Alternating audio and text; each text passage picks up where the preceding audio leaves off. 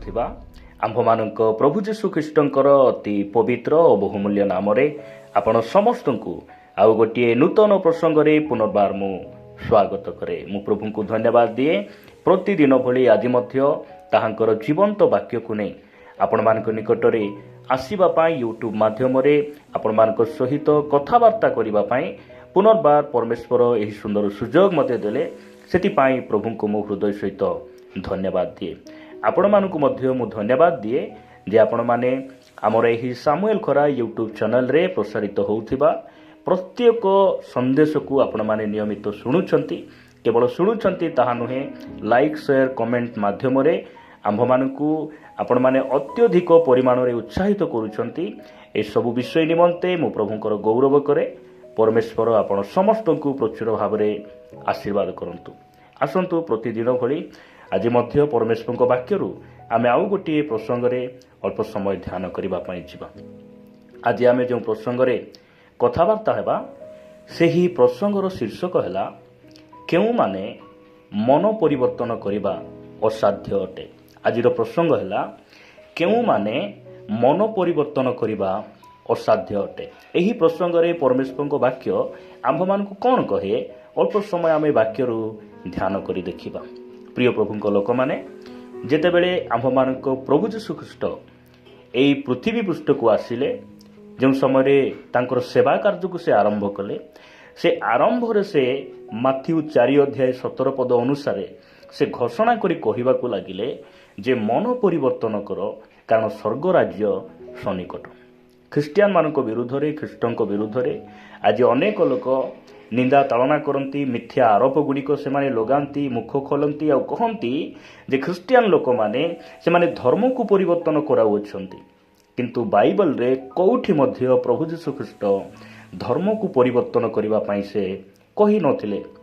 ଆଉ ଆଜି ଖ୍ରୀଷ୍ଟିଆନ ସମାଜରେ ଯେଉଁମାନେ ପ୍ରଭୁଙ୍କର ବାକ୍ୟକୁ ନେଇ ସୋସିଆଲ ମିଡ଼ିଆ ମାଧ୍ୟମରେ ହେଉ କିମ୍ବା ଅଫଲାଇନ୍ ମାଧ୍ୟମରେ ହେଉ ଯେଉଁମାନେ ପ୍ରଭୁଙ୍କର ସେବା କରୁଛନ୍ତି, ସେମାନେ ମଧ୍ୟ ଜଣେ ପ୍ରକୃତରେ ଯୀଶୁଙ୍କୁ ଜାଣିଥିବା ସେବକ, ବାଇବଲକୁ ଭଲରେ ବୁଝିଥିବା ଜଣେ ପ୍ରଚାରକ କେବେ ମଧ୍ୟ କୁହନ୍ତି ନାହିଁ ଯେ ଧର୍ମକୁ ପରିବର୍ତ୍ତନ କର। ବାଇବଲ ଆମ୍ଭମାନଙ୍କୁ କହେ ଯେ ଆମେ ମନ ପରିବର୍ତ୍ତନ କରିବା। ଆପଣା ସତ୍ୟ ପରମେଶ୍ୱରଙ୍କ ନିକଟକୁ, ଆପଣ ସୃଷ୍ଟିକର୍ତ୍ତା ପରମେଶ୍ୱରଙ୍କ ନିକଟକୁ ଆମେ ମନ ପରିବର୍ତ୍ତନ କରି ନିଜର ପାପରୁ ଅନୁତାପ କରି ତାହାଙ୍କ ନିକଟକୁ ଫେରିଯିବା। ଏହା ବାଇବେଲ ଆମମାନଙ୍କୁ ଶିକ୍ଷା ଦିଏ। ଆଜି କଥାବାର୍ତ୍ତା ହେବା ଯେ କେଉଁମାନେ ମନ ପରିବର୍ତ୍ତନ କରିବା ଅସାଧ୍ୟ ଅଟେ। ବାକ୍ୟରୁ ଗୋଟେ ପଦ ପଢ଼ି ମୁଁ ଆପଣମାନଙ୍କୁ ଉତ୍ସାହିତ କରିବା ପାଇଁ ଚାହେଁ। ଆପଣମାନେ ମୋ ସହିତ ଏବ୍ରୀ ପୁସ୍ତକ 6 ଅଧ୍ୟାୟକୁ ଆସିବେ।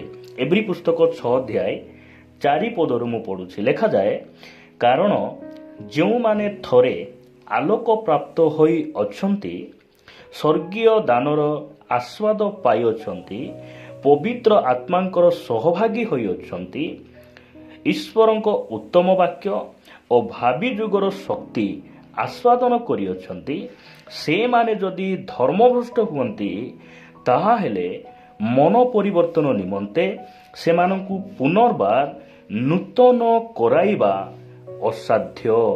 ପ୍ରିୟ ପ୍ରଭୁଙ୍କ ଲୋକମାନେ, ଏହି ସ୍ଥାନରେ ବାକ୍ୟ ଆମମାନଙ୍କୁ କହେ ଯେ ଯେଉଁମାନେ ସତ୍ୟତା ଜାଣିଲା ପରେ, ଯେଉଁମାନେ ପ୍ରଭୁ ଯୀଶୁ ଖ୍ରୀଷ୍ଟଙ୍କୁ ନିଜ ଜୀବନର ତ୍ରାଣକର୍ତ୍ତା ଭାବରେ ଗ୍ରହଣ କଲା ପରେ, ମଣ୍ଡଳୀରେ ସଂଯୁକ୍ତ ହେଲା ପରେ, ପବିତ୍ର ଆତ୍ମାଙ୍କର ଦାନ ପାଇଲା ପରେ, ପ୍ରଭୁ ଭୋଜର ଅଂଶୀ ହେଲା ପରେ, ନିୟମିତ ପ୍ରଭୁଙ୍କର ସେହି ଉତ୍ତମ ବାକ୍ୟର ଶୁଣିବାର ସହଭାଗୀ ହେଲା ପରେ ମଧ୍ୟ ଯଦି ସେମାନେ ଧର୍ମଭ୍ରଷ୍ଟ ହୁଅନ୍ତି, ଜଗତ ପଛରେ ଯାଆନ୍ତି, ପାପ କରିବା ପାଇଁ ପୁନର୍ବାର ଲାଳାୟିତ ହୁଅନ୍ତି, ଏମାନଙ୍କୁ ପୁନର୍ବାର ମନ ପରିବର୍ତ୍ତନ କରି ନୂତନୀକୃତ ହେବା ଅସାଧ୍ୟ ଅଟେ।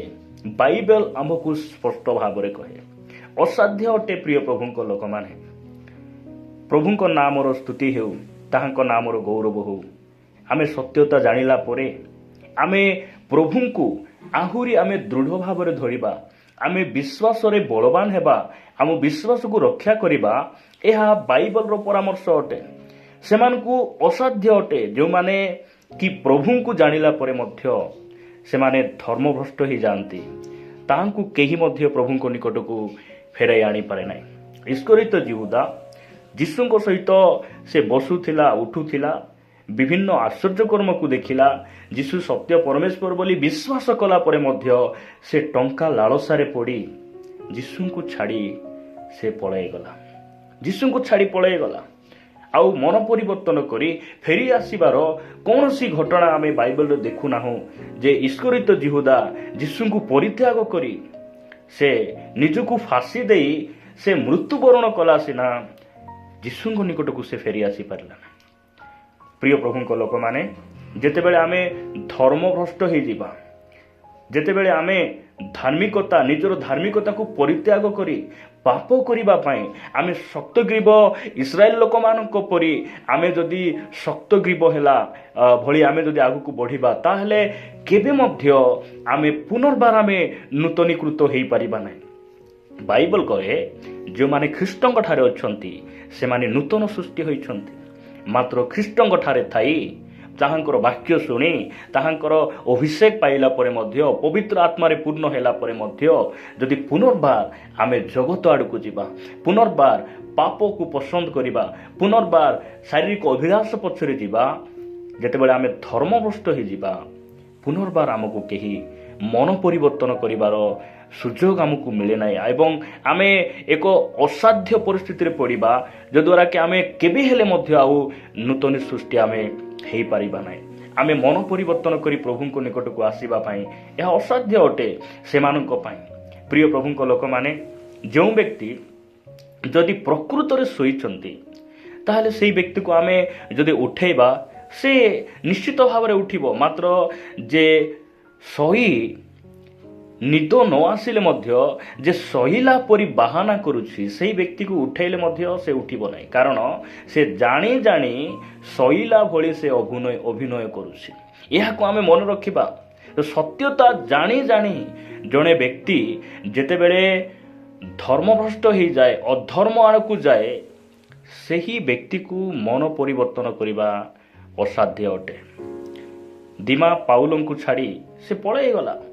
କେଉଁଠି ମଧ୍ୟ ଆଉ ଲେଖା ନାହିଁ ଯେ ସେ ମନ ପରିବର୍ତ୍ତନ କରି ଫେରି ଆସିଲା, ପାଉଲଙ୍କ ସହିତ ମିଶିଲା, ସେବା କାର୍ଯ୍ୟ କଲା। କେଉଁ ସ୍ଥାନରେ ମଧ୍ୟ ଲେଖା ନାହିଁ। କାରଣ ପାଉଲ ପୃଥିବୀର ଜଣେ ନମ୍ବର 1 ପ୍ରେରିତ। ପାଉଲଙ୍କ ପାଖରେ ପ୍ରଭୁ ଯୀଶୁଖ୍ରୀଷ୍ଟଙ୍କର ସେହି ପ୍ରକାଶନ, ନୂତନ ନିୟମର ପ୍ରକାଶନ, ପବିତ୍ର ଆତ୍ମାଙ୍କର ଅଭିଷେକ ଏବଂ ସେହି ବାକ୍ୟର ସେହି ସତ୍ୟତା ତାଙ୍କଠାରେ ପରମେଶ୍ୱର ଅର୍ପଣ କଲେ। ଆଉ ସିଏ ସେହି ଦାସଙ୍କ ପାଖରେ ଦିମା ରହୁଥିଲା, ସେବା କରୁଥିଲା, ତାଙ୍କ ସହିତ ସେ ବସୁଥିଲା, ଉଠୁଥିଲା। ସବୁ ସତ୍ୟତା ଜାଣିଲା ପରେ ମଧ୍ୟ ସିଏ କ'ଣ କଲା? ସଂସାରକୁ ପ୍ରେମ କରି ଚାଲିଗଲା ପରେ ସେ ପୁନର୍ବାର ଆହୁରି ଆସିପାରିଲା ନାହିଁ। କାରଣ ଅନୁତାପ କରିବାର ସୁଯୋଗ ମଧ୍ୟ ମିଳିଲା ନାହିଁ। ଅନୁତାପ କଲେ ମଧ୍ୟ ସେ ଫେରି ଆସିପାରିଲା ନାହିଁ, ନୂତନ ସୃଷ୍ଟି ହେଇପାରିଲା ନାହିଁ। ପ୍ରିୟ ପ୍ରଭୁଙ୍କ ଲୋକମାନେ, ପରମେଶ୍ୱର ଆମମାନଙ୍କୁ ଅନୁଗ୍ରହ କରନ୍ତୁ। ସେଥିପାଇଁ ଆମେ ସତ୍ୟତା ଜାଣିଛୁ, ସତ୍ୟ ପରମେଶ୍ୱରଙ୍କୁ ଆମେ ପାଇଛୁ। ପବିତ୍ର ଆତ୍ମା ପରମେଶ୍ୱର ଆମକୁ ଦେଇଛନ୍ତି, ଯେଉଁ ପବିତ୍ର ଆତ୍ମା କି ପାପ ଆଉ ଧାର୍ମିକତା ବିଷୟରେ ଆମକୁ ଜଣାନ୍ତି, ଆମ ସହିତ ସଦାସର୍ବଦା ରୁହନ୍ତି। ସେହି ପବିତ୍ର ଆତ୍ମାଙ୍କୁ ଆମେ ଦୁଃଖ ଦେବା ନାହିଁ, ଆମେ ତାହାଙ୍କର ସନ୍ତୋଷଜନକ ଜୀବନ ବିତାଇବା। ତାହେଲେ ଆମେ ସର୍ବଦା ନୂତନ ସୃଷ୍ଟିରେ ଆମେ ରହିବା ଏବଂ ଆମେ ପରମେଶ୍ୱରଙ୍କର ସନ୍ତାନ ବୋଲି ଆମେ ପରିଚିତ ହେବା। ପ୍ରଭୁ ଆମମାନଙ୍କୁ ଦୟା କରନ୍ତୁ। କେଉଁମାନେ ମନ ପରିବର୍ତ୍ତନ କରିବା ଅସାଧ୍ୟ, ନିଶ୍ଚିତ ଭାବରେ ଆଜି ଆମେ ବାକ୍ୟରୁ ବୁଝିଛୁ ଯେ ଯେଉଁମାନେ ଥରେ ଆଲୋକ ପ୍ରାପ୍ତ ହୋଇ ପ୍ରଭୁଙ୍କର ସତ୍ୟତା ଜାଣି, ଯେଉଁମାନେ କି ପ୍ରଭୁଙ୍କୁ ପିଠି ଦେଖାଇ ଧର୍ମଭ୍ରଷ୍ଟ ହୋଇ ଅଧର୍ମ ଆଡ଼କୁ ସେମାନେ ଯାଆନ୍ତି, ସେମାନେ ଆଉ ଥରେ ନୂତନ ସୃଷ୍ଟି ହେବା, ମନ ପରିବର୍ତ୍ତନ କରି ଫେରି ଆସିବା ଅସାଧ୍ୟ ଅଟେ। ପ୍ରଭୁ ଏହି ବାକ୍ୟ ଦେଇ ଆମ ସମସ୍ତଙ୍କୁ ଆଶୀର୍ବାଦ କରନ୍ତୁ। ଆସନ୍ତୁ ପଦେ ପ୍ରାର୍ଥନା କରିବା। ପ୍ରେମିକ ସ୍ୱର୍ଗୀୟ ପିତା, ମୁଁ ତୁମକୁ ଧନ୍ୟବାଦ ଦିଏ ବାପା, ତୁମ ବାକ୍ୟ ଦ୍ୱାରା ଆଜି ଆମମାନଙ୍କୁ କଥା ହେଇଛ। ଧନ୍ୟବାଦ। ତୁମ ସତ୍ୟତା ଆମମାନଙ୍କୁ ଜଣେଇଛ ବାପା, ତୁମର ପରିଚୟ ଆମମାନଙ୍କୁ ଦେଇଛ, ତୁମରି ଆଲୋକରେ ତୁମେ ଆମମାନଙ୍କୁ ଆଲୋକିତ କରିଛ। ଧନ୍ୟବାଦ ବାପା, ତୁମରି ସେ ସତ୍ୟତାକୁ ଆମର ଶେଷ ନିଶ୍ୱାସ ପର୍ଯ୍ୟନ୍ତ, ତୁମର ଆଗମନ ପର୍ଯ୍ୟନ୍ତ ଆମେ ଦୃଢ଼ ଭାବରେ ଧରିବୁ, ତୁମ ପଛରେ ଚାଲିବୁ। ତୁମେ ଅନୁଗ୍ରହ କର। ଗୌରବ ମହିମା ତୁମକୁ ଦେଇ ପ୍ରାର୍ଥନା ଯୀଶୁଙ୍କ ନାମରେ ମାଗୁଛୁ। ଆମେନ୍ ଆମେନ୍। ପ୍ରେଜ୍ ଦ ଲର୍ଡ। ପ୍ରଭୁଙ୍କ ନାମର ଗୌରବ ହେଉ। ପ୍ରଭୁ ଆମ ସମସ୍ତଙ୍କୁ ଆଶୀର୍ବାଦ କରନ୍ତୁ।